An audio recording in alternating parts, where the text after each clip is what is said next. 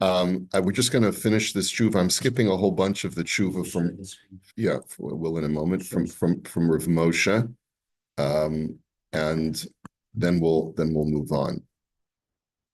So the argument that Rav Moshe was making is an argument that is something that we've seen at the tshuva from Rav Sharaga, that striking someone or harming someone with bodily injury, as long as it's not what's called derech nitzayon, if it's not done by way of belligerence or fighting, is going to be permissible. V'lachei nira mizeh sheyesh lahatir lahanara liyafot atzma av shehu al yedei chavala.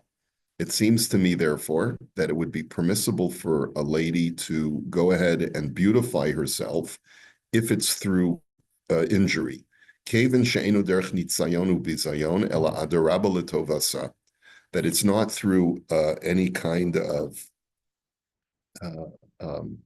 belligerent act. It's not meant to humiliate her, but to the contrary, it's to her benefit. Va'ayin b'Sanhedrin daf pei daled amud beis. Rav Masna Amar Sheben Mutter Lahakis Dam La'aviv. Rav Masna says in the Gemara that a son is allowed to let the blood of his father. Now, bloodletting was considered therapeutic. It would be like, going to the doctor to get some kind of treatment. Mishum shenemar v'ahavta l'reacha kamocha, as it says, love your fellow as yourself. So, what does that teach me? Upirish Rashi lo huzu Yisrael milasos lechavrehem eladavar she'eno chafetz lasos la'atzmo. The Torah only commands me that I cannot do to my fellow that which my fellow does not want, or that I wouldn't want to be done to myself. Upashut she'en hakavana keshehu eno makbid lasos la'atzmo rashai lasos lachaver af she'en ze letovaso. The Gemara does not mean that as long as I don't mind harming myself, I can harm somebody else. Kagon harotza lanos atzma b'sigufim uvachavolos. Let's say a person is some kind of masochist, and he enjoys, whipping himself. Does that give him the right to whip somebody else? No, of course not. Shavadai osir lasos lechavero af lemanda omer muter lachvol ba'atzmo. Even if you hold it's permissible to afflict yourself. And even if you're dealing with a person who doesn't mind. Not only because you fulfill the Mishnah in Pirkei Avos, Sherabi Lavitas, Ish Yavna Omer Ma'od Ma'od Havishval Ruach, Ayin Sham Beperish HaMishnayas LaHarambam Be'uvda Dahu Chasid. He says, I refer you to the Rambam's commentary about what it means to be truly humble. That, in other words, to be humble means that you don't care if people embarrass you or if people harm you. Like you completely overlook it. And that's true even if by nature he doesn't mind. Says Chavero. Like, let's say, I was just thinking, let's say a husband and wife are into sadomasochism, S&M, right? And that's their way of pleasing each other. It sounds like from Rav Moshe that you can't debase somebody else even if they don't mind being debased. Va'adarabba, mechuyevu lechabed es chavero. Just to the contrary, you have to show honor to your fellow. V'hu chet hayoter gadol hamal bin pnei chavero. The greatest sin is to embarrass somebody, to make someone feel less than. V'hu balav delotisa alav chet. The Torah says you may not bear a sin. That sin is to embarrass him or humiliate him. V'im berabim hu ba'onesh de'ein lo chelek le'olam haba k'mefurish berambam perak vav Hilchos deos alachaches. Said, and the Rambam goes so far as to write that if you humiliate someone publicly, you lose your share in the world to come. Shahalav lahachlim es Yisrael hu av shelo berabim v'lo huzkar chiluk. He says, and therefore, but that's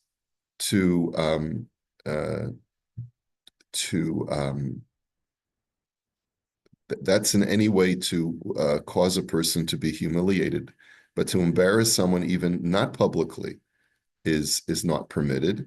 And this distinction, lomar de shifle ruach yu mutarim lahachlim b'nei adam, he says that no one suggests that just because I don't mind being humiliated, I can humiliate other people.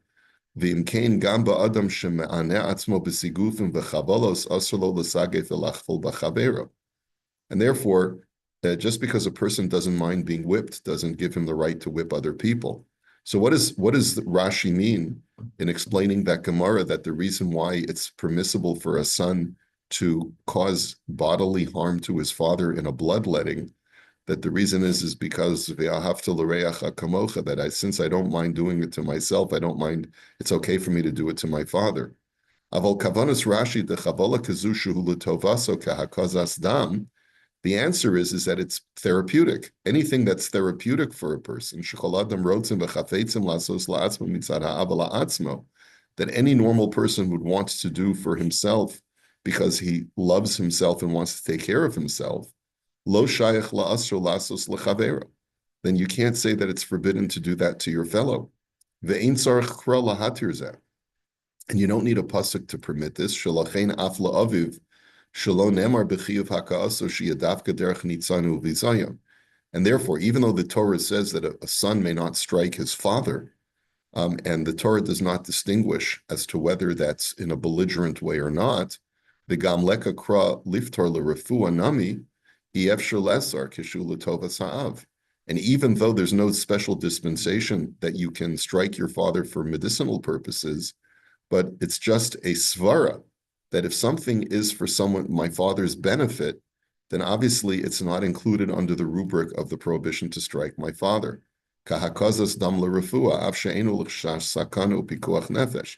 Even if it's a therapeutic treatment and it's not even to save his life, but just to improve his quality of life.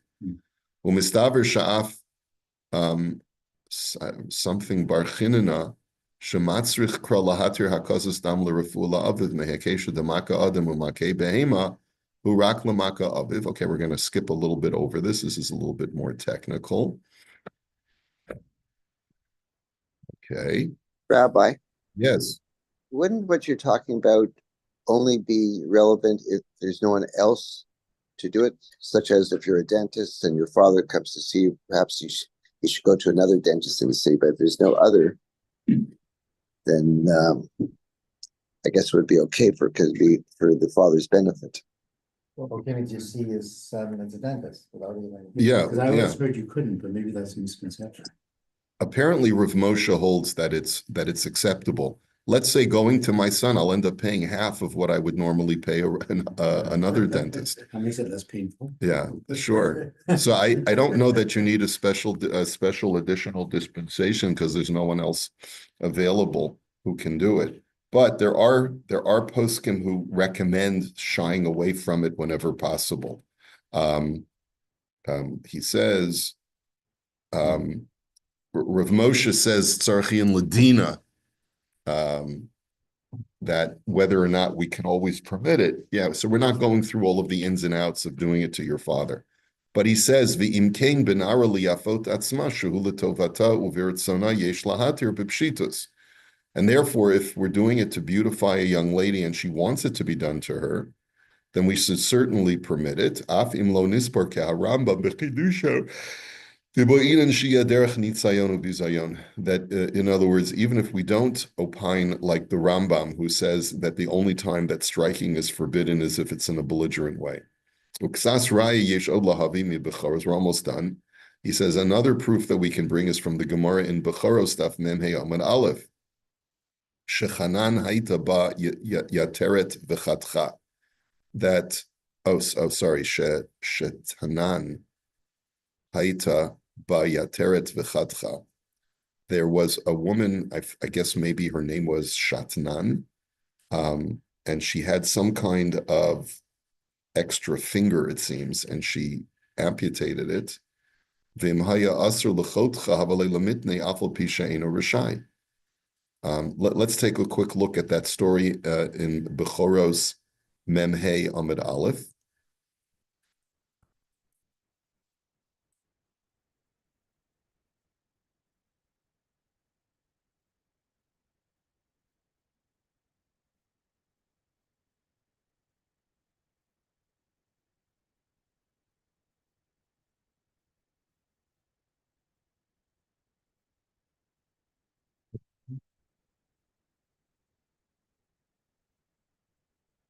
Okay, it's talking about a Kohen who has unusual fingers.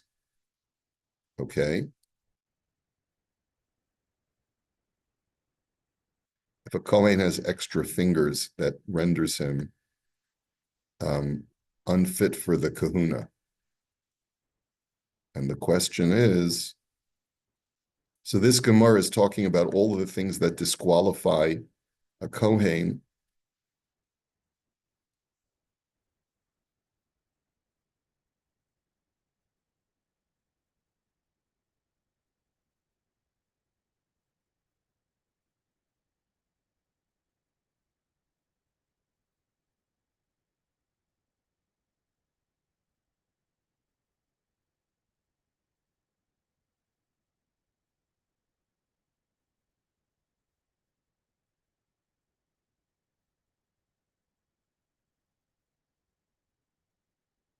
And let me just see what's the actual quote. Whoops. Haitaba Yateret. Okay, so let's search for the word Yateret.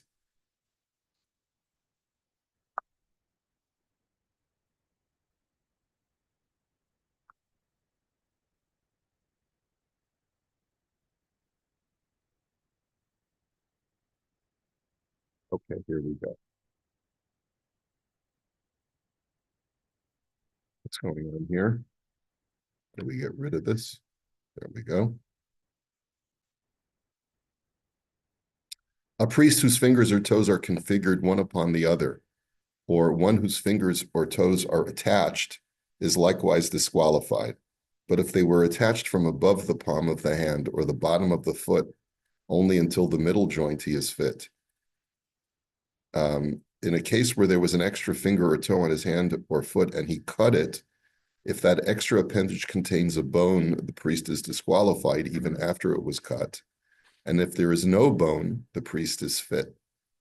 Now here, what Rav Moshe is pointing out is that the Gemara does not make any observation that it would be prohibited for the Kohen to amputate an extra finger. Like he has this appendage and he wants to amputate it so that he'll look normal and he'll be fit for the priestly service. Okay, so Shetanan Haita Bayateret V'Chatcha.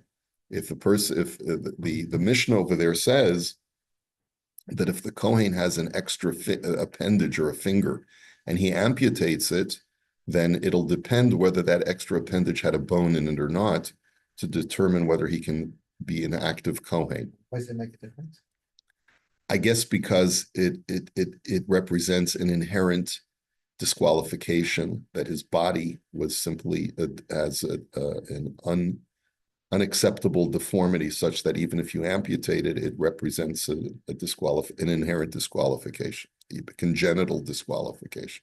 I don't know really the reason, but if it's like an extra clump of skin, then that's acceptable. But if it's or cartilage, but if it's actual bone, it's not acceptable. Obviously, it's easy to remove cartilage or skin rather than a bone. Could be. I don't know. I don't know if that's the argument. I think the argument is whether it's something that's inherent in him or not. But in any event, he says if it's actually forbidden to remove an extra appendage, even though it's to beautify the person and to make him look more normal, then the Mishnah should have said, even though you're not permitted to do so, if you did it, are you kosher for the kahuna or not? And we have examples of that in another Mishnah. V'doichak lomer shemasnisin zu poliga Rebbe Akiva demasnisin b'bavakama v'sover shadam rashai lachvol ba'atzmo dahalahu masnisin zu latana shepolig. And you can't say that it's a machlokas tanoim that argues with Rebbe Akiva that says you're not allowed to injure yourself. And the answer is you have to conclude that it's for the Kohen's benefit. He wants to beautify himself and make himself look normal. And therefore you see from that Mishnah that there's no prohibition.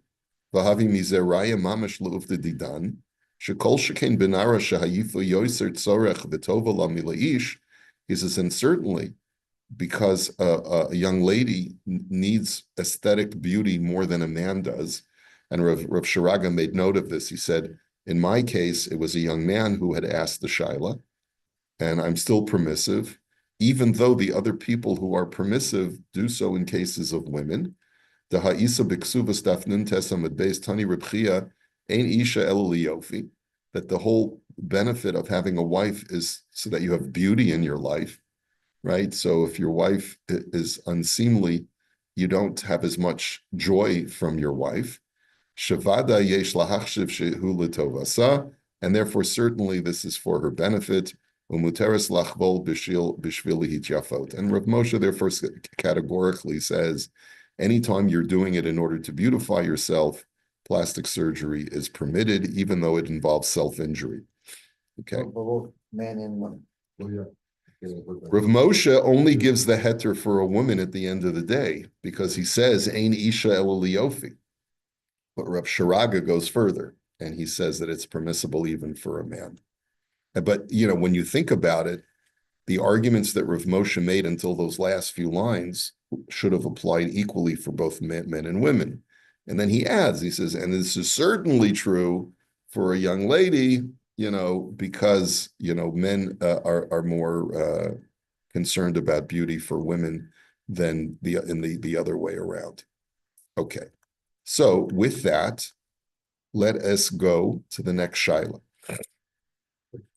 Certain societies, I remember going to Korea, and in Korea, all the men, I don't know how it's today, but it was years ago, they all dyed their hair. Yes. Because they didn't, when you were having gray hair meant you were old and you weren't a Productive citizen. Yeah, exactly.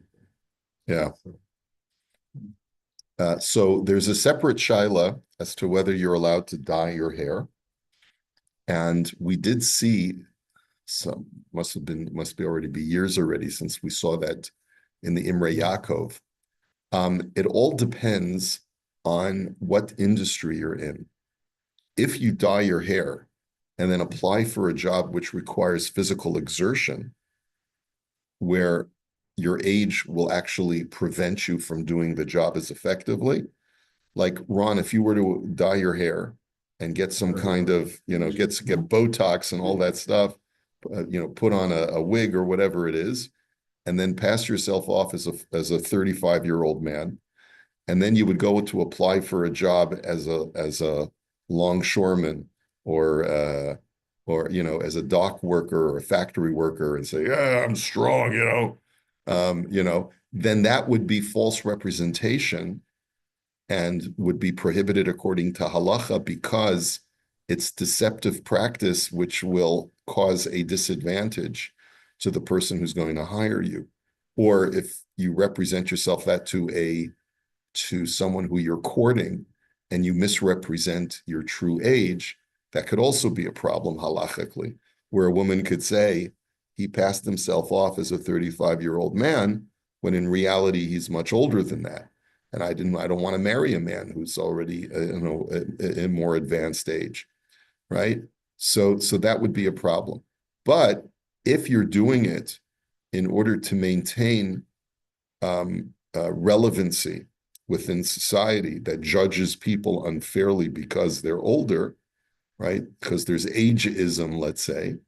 So then there are poskim who permit it.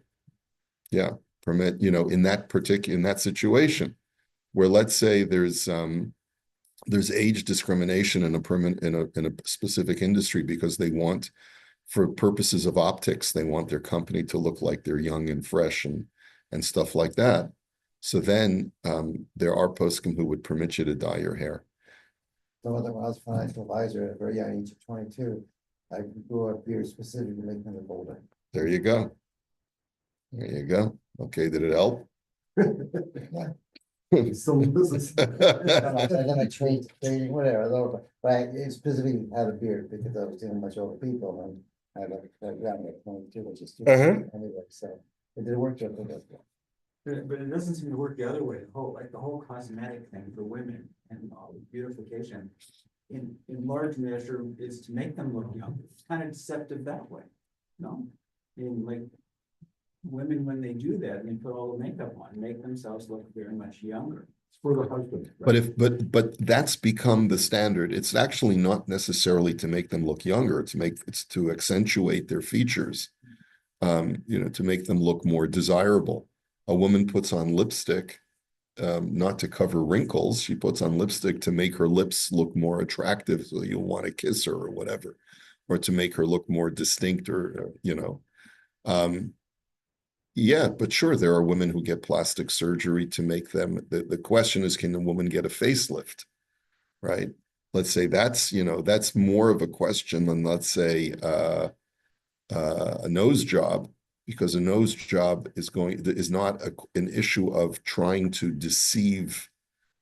I guess the question would be a woman who had a really big schnoz and gets married and her husband doesn't know, and then they start having kids, and all the kids have big noses, and he says, gee, where did this come from? So then there could be a question of, is she required to disclose this information before they get married, so that the husband shouldn't be surprised if their kids have big noses?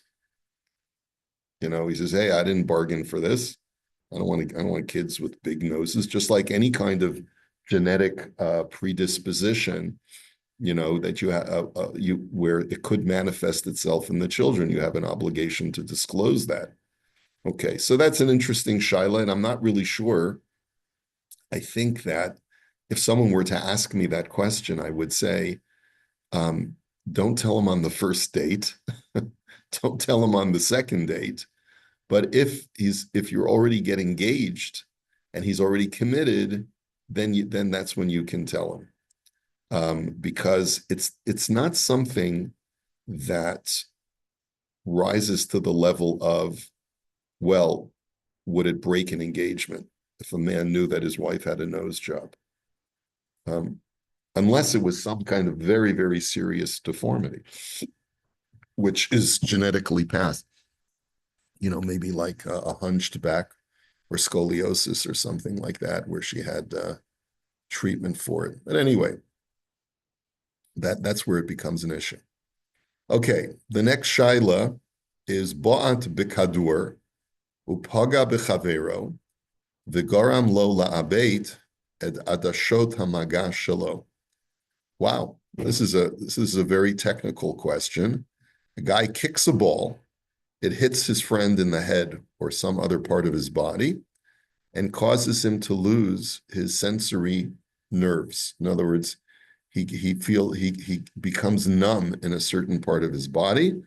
What liability is there for damages? B'ni sichek b'kadurim chaverav u'ba'at b'kadur u'paga b'fanav shel chavero b'li kavana. The kids were playing soccer, and my son kicked the ball, and it went straight into his friend's face without intention. That wasn't his intention. And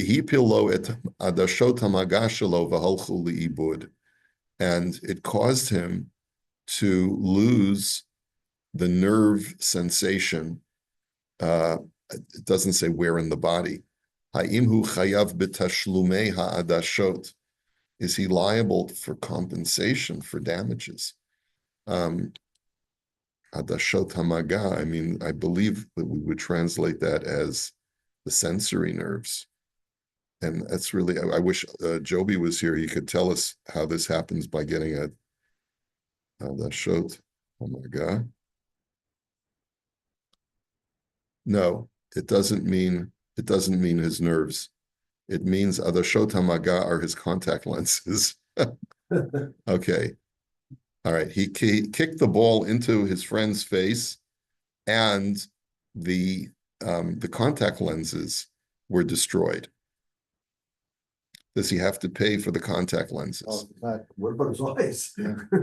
Yeah. So it could be they broke, and his contact lenses were damaged, and now the question is, what is my liability? So it doesn't seem like there's any physical injury to the kid that got kicked in the face. he got hit with the ball in the face. It's just a question of damages to his lenses. Or glasses or whatever. Yeah, no, it could- Different reasons to have a car accident. You don't intend to hit the other guy's car, you know.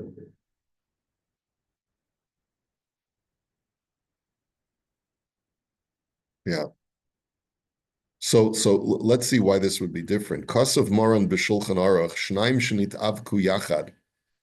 If two people were wrestling with each other, ve'echad hipil et chavero la'aretz, and one knocked his friend to the ground, v'nafal v'simei eino, and he ended up blinding his friend as a result. Pater, you are pater. V'tam hadavar kasav hasma sham. The kaven shehit avku shenehem biratzon is because both of them willingly entered into this wrestling match. And each one was struggling to knock the other guy down. And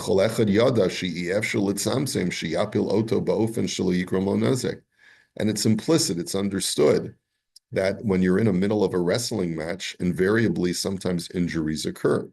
So it's a tacit agreement when you enter into a wrestling match that you know you might be injured. There was this boxing match where this guy got hit in the head so hard that he sustained permanent brain injury. So some of these sports are just brutal. They're just brutal. Anyway, Dino ki'ilu hityashu umachalu echad lasheni.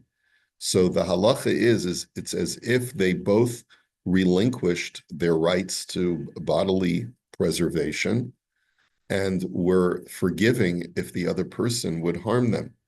Shafilu im yihi echad nezek shelo bekavana techila ela shekara derech nefila patur, such that if there would be injury unintentionally, and it occurs through just the natural course of that sport taking place, then each party is going to be exempt.